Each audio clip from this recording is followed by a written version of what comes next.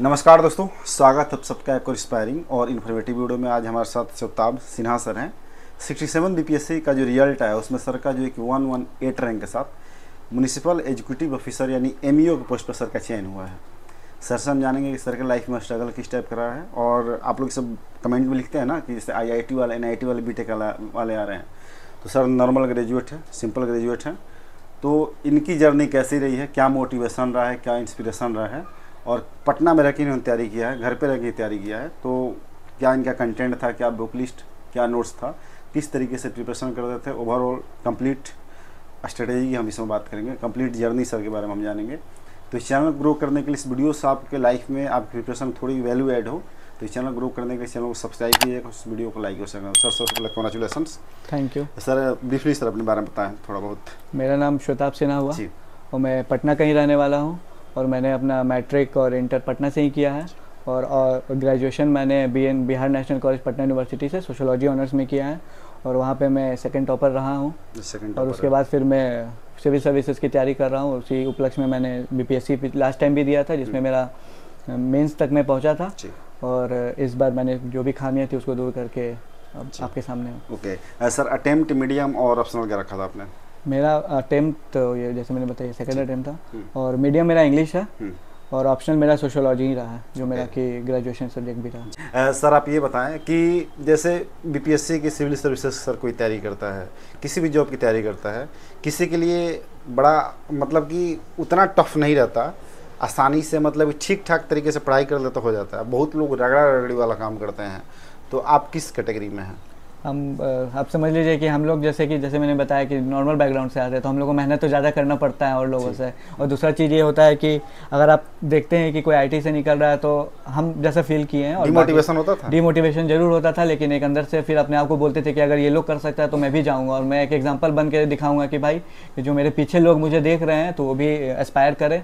और ऐसा नहीं है कि सिर्फ उन्हीं लोग का निकलता है, तो मैं एक एग्जाम्पल भी सेट करना चाहता तो मेरे लिए एक अच्छा मोटिवेशन था कि मैं और मेहनत करूँ। अपने बताएं प्रीलिम्स में आपने किस तरीके से प्रिपरेशन किया, और प्रीलिम्स आप एस्पिरेंट लोग ये कह रहे हैं, अब टॉपर्स का जैसे आप जैसे लोग सिलेक्टेड लोग हम जा रहे हैं इंटरव्यू करने, तो टॉपर बता रहे हैं कि तो भैया आप पहले वाले हैं। हाँ। अब तो बड़ा डिफिकल्ट हो गया है जी। अब तो आप किस तरीके से तैयारी करते हैं? देखिए डिफिकल्ट इन द सेंस, क्योंकि आपने पेपर देखा होगा 69 का, तो उसके अकॉर्डिंग बताया।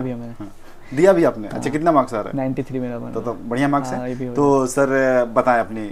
हाँ, तो डिफिकल्ट इन अ सेंस हम लोग अगर ये देखें कि पैटर्न चेंज हुआ अभी हाल में, ठीक है, तो उस हिसाब से हम कह सकते हैं कि एक डिफ़िकल्ट है। लेकिन अगर हम लोग एनालिसिस करें तो अगर जो UPSC की जो तैयारी कर रहे हैं स्टूडेंट है या जो कोई भी और अन्य परीक्षाओं की तैयारी कर रहे हैं, तो इससे आपको एक एज मिल सकता है। ये है कि हम लोग अब क्या क्वेश्चन पूछ रहा है BPSC में आपको, एनालिटिकल क्वेश्चन, ठीक है। प्रीलिम्स में पहले क्या होता था, 1 वर्ड पूछता था, आपको आता है तो ठीक है, हाँ 1 लाइनर।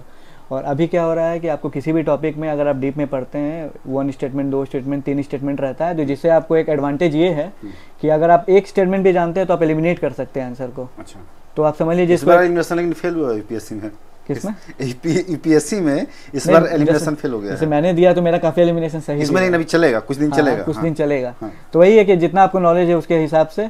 और पैटर्न का क्या है कि पैटर्न आप देख ही रहे कैसे चेंज हुआ है। तो पढ़ने के लिए यही है, मैं यही बोलूँगा जो UPSC की तरह कर रहे हैं तो आप विजन का एक मैगजीन आता है, मंथली मैगजीन है, कोई भी UPSC लेवल का। PT के लिए बोल रहे हैं? PT के लिए। PT का ही बात। 365 नहीं, मंथली मैगजीन आता है। और इसके साथ एडिटोरिया का आता है, तो वो तो करना ही है। और फिर मैं कहूँगा कि एक हम लोग और मैगजीन ऐड कर सकते हैं, स्पीडी हो गया या प्रतियोगिता दर्पण हो गया, दोनों में से कोई एक ले सकते हैं। वो करंट अफेयर्स के लिए हो गया। आपका हिस्ट्री के लिए अगर हम लोग देखें तो हिस्ट्री के लिए थोड़ा सा अनकन्वेंशनल हो गया है, जो आपको जो हमारा जो बुक है उसमें नहीं मिल रहा है क्वेश्चन। तो उसमें हम लोग कुछ और कर भी नहीं सकते। तो बेटर है कि जो अपना प्रिपरेशन है हम लोग उसको स्ट्रेंथन करें। सेकंड ये आपका हो गया कि जो PYQ है उसको अच्छे से कर ले, और उसके बाद फिर सब कवर हो गया। पॉलिटी के लिए तो लक्ष्मीकांत बेटर है, उससे तो बाहर कुछ आता भी नहीं है। और बाकी करंट अफेयर्स देख ले, बिहार का हो गया। बिहार का सर कहाँ से करें सर?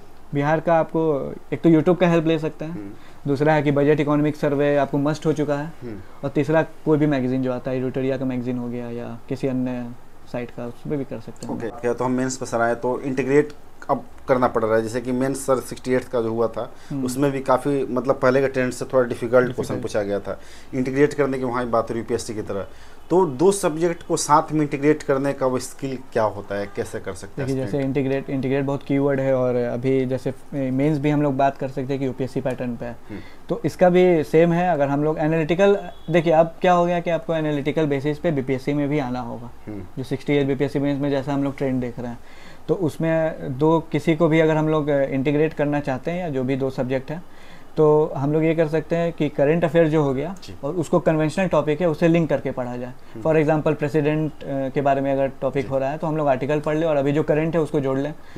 सिमिलरली आपका गवर्नर पे हो गया, और बीपीएससी अगर आप ट्रेंड देखें तो प्रेसिडेंट हो गया, गवर्नर हो गया, इन सब से आपको GS2 में ही नहीं GS1 में भी क्वेश्चन आ रहा है। कॉन्स्टिट्यूशनल टॉपिक GST का तो ये बीपीएससी के समझ लीजिए फेवरेट है, तो हम लोग उसको मिला करके पढ़ सकते हैं। और आपका पॉलिटी है, ये लक्ष्मीकांत है, उससे बहुत हेल्प लग सकते हैं, उससे जो फंडामेंटल राइट्स हो गया आपका DPSP हो गया, उसमें आप देखेंगे लास्ट में या फर्स्ट पेज में ही फंडामेंटल राइट्स कीवर्ड है, तो उस कीवर्ड को हम लोग को यूज़ करना है मेंस में। सेकंड हो गया, और बहुत सारे कीवर्ड है आपको GS2 में का मतलब पॉलिटी का बात कर रहे हैं, जैसे डॉक्ट्रिन ऑफ पॉपुलर सॉवरेनिटी हो गया, तो जनरली हम लोग उसको अपने आंसर में अच्छे से डाल सकते हैं जिससे कि हमारा आंसर औरों से बेहतर हो। कोऑपरेटिव फेडरलिज्म का टॉपिक हो गया, ये सब काफ़ी इंपॉर्टेंट है, तो अगर हम लोग इस टाइप से पढ़ें करंट को लिंक करके तो ज़्यादा बेहतर। सो सर जैसे मेंस के में जब हम आंसर लिखेंगे, आंसर राइटिंग सर जब हम करेंगे, तो एक अच्छा क्वेश्चन आंसर लिखने का सर फ्रेमिंग क्या होता है, किस तरीके से उसे लिखना होगा? आपने किस तरीके से उसको लिखा था?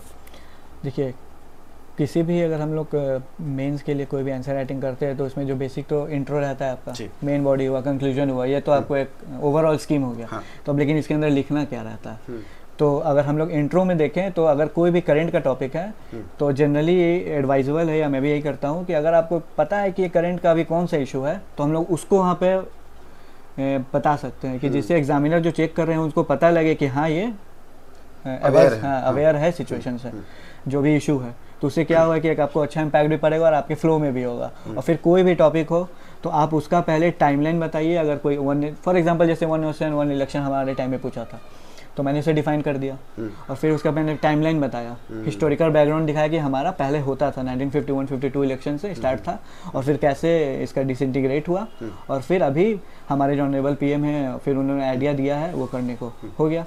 और फिर उसके बाद आप अगर 1 नेशन 1 इलेक्शन है तो उसके बारे में आप बताइए कि क्यों ज़रूरत है, क्यों नहीं है, और उसके बाद फिर बताइए कि क्या सजेशन है। इस हिसाब से हम अपने आंसर को बड़ा अच्छा बना सकते हैं। और सेकंड चीज़ हो गया आपको कि 66 में मैंने जो गलती किया था, मैंने जो सीखा कि मैंने कोई डायग्राम या कोई मैप उतना मैंने अच्छे से इफेक्टिवली यूज़ नहीं किया था, जिससे मुझे लगा कि मेरे नंबर पे असर पड़ा। तो इस बार मैंने काफ़ी मेहनत किया था। वर्ल्ड मैप आप बनाना सीखें, बिहार का मैप हो गया, इंडिया का मैप हो गया, और आपको जहाँ ज़रूरत है आप वहाँ ज़रूर उसको जा करके दिखाएं। और कोई भी टॉपिक हो गया, अगर आपको किसी को फॉर एग्जांपल आपको कुछ एक्स्ट्रा इन्फॉर्मेशन ही देना है तो कॉपी होता है, कॉपी आपके पेज के साइड में आप उसको अच्छे से ग्राफ में बना के दिखा सकते हैं कि जिससे आप ये दिखा दिए बिहार के, अगर इंडस्ट्रियलाइजेशन के में पूछ रहा है तो आप ये भी बता दीजिए क्या प्रॉब्लम है और क्या सरकार कर रही है, तो उसको आप अच्छे से दिखाइए। और क्या इंडस्ट्रियलाइजेशन क्यों नहीं हो रहा है तो इंडिया से कंपेयर कीजिए। तो काफ़ी आपको अगर मेंस में अगर आपको अच्छा परफॉर्म करना है तो थोड़ा औरों से अलग दिखने के लिए आपको ज़्यादा मेहनत करना पड़ेगा। ओके सर, ऐसे सर इंट्रोड्यूस हुआ है सर, ऐसे के लिए क्या आपके टिप्स होंगे? देखिए ऐसे के लिए मैंने जैसे UPPCS का भी मैंने मेंस लिखा है, तो उसमें ऐसे कर रहा है तो मुझे काफ़ी अच्छा मार्क्स आया था इस बार वाले में, 93 था। तो ऐसे के लिए जनरली मैंने कुछ एक्स्ट्रा नहीं किया।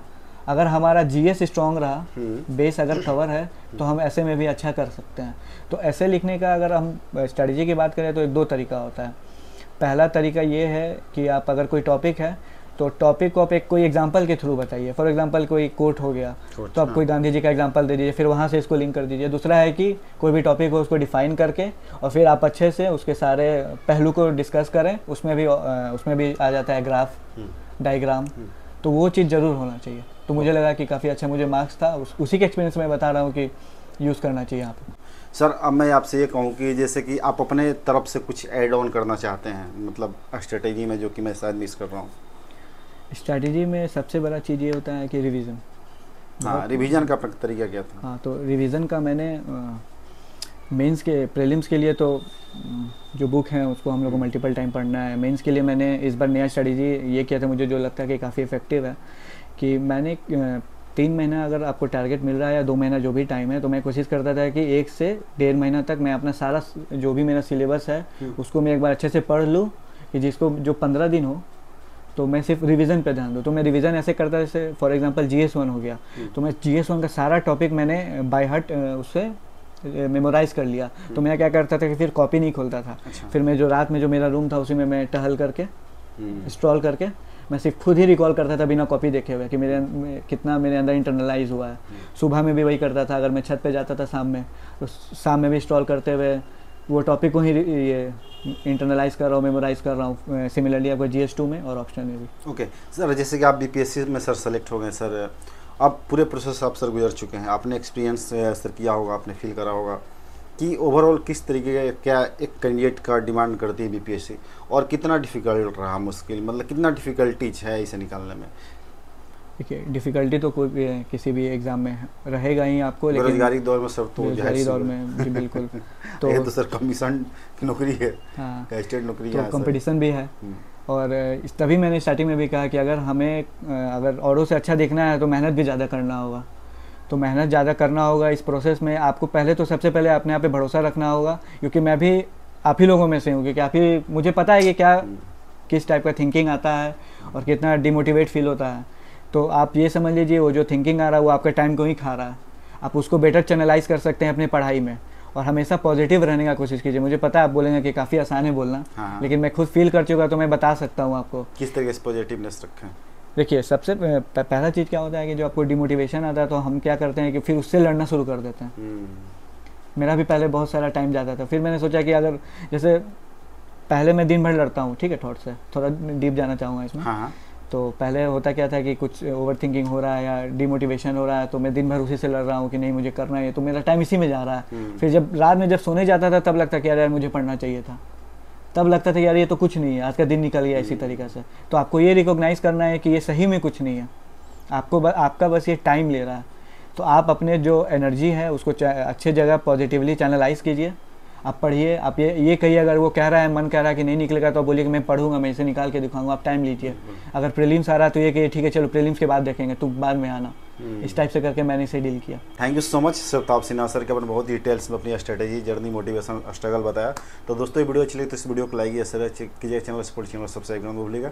अब तो दोस्तों हमारे साथ अभी सर के पेरेंट्स हैं और उनकी बड़ी माता जी भी हैं, तो इनसे जाने इनकी कैसी अनुभूति है कि जब किसी का बेटा या फिर बेटी अच्छे ओहदा पे पहुंचता है तो उनको कैसा फील होता है और किस तरीके से प्राउड इन्होंने मोमेंट दिया है अपनी फैमिली के लिए। तो आंटी जी कैसा लग रहा है आपको, जैसे कि जब इनका सिलेक्शन हुआ तो आपको कैसा फीलिंग था? बहुत अच्छा, मतलब हमारे लिए तो बहुत गर्व की बात थी जी। बहुत मैंने इंतज़ार के बाद लगातार हम लोग इसी परेशानी में थे कि रिज़ल्ट आएगा कि नहीं आएगा। माता रानी से लगातार प्रार्थना करती रही, नवरात्रा पर भी थी।